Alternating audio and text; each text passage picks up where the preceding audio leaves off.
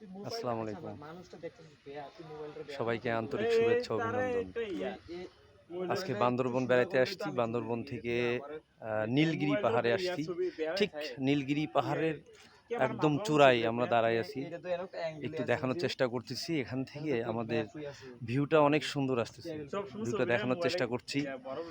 আসলে অনেক মনোরম পরিবেশ।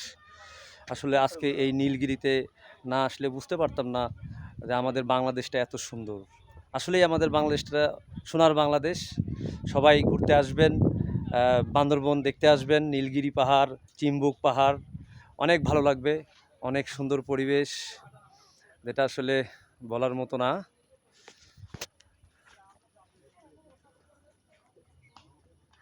নীলগিরি পাহাড়ের ঠিক চূড়ায় এখন আমরা।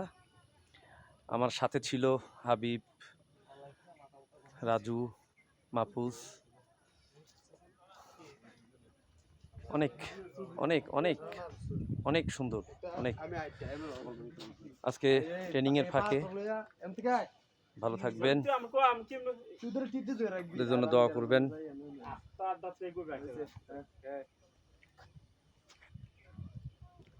আল্লাহ হাফেজ।